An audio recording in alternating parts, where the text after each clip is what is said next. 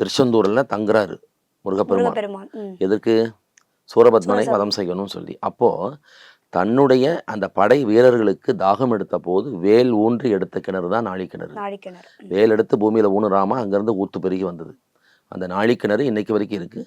அந்த நாழிக்கிணறுல தான் முதல்ல நம்ம ஸ்நானம் பண்ணணும், குளிக்கணும். முடிச்சுட்டு கடற்கரை போகணும்.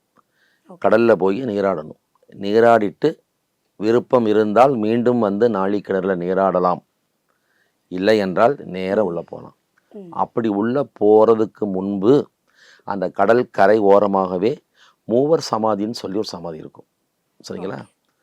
காசி சுவாமிகள், மௌன சுவாமிகள், ஆறுமுக சுவாமிகள்னு சொல்லி அந்த மூவரையும் வழிபாடு செய்துட்டு தான் நம்ம கோயிலுக்குள்ளேயே நுழையணும். நிறைய பேர் செந்திலாண்டவனை நமஸ்காரம் செய்துட்டு வந்து மூவர் சமாதிக்கு வராங்க. அது முறை அல்ல.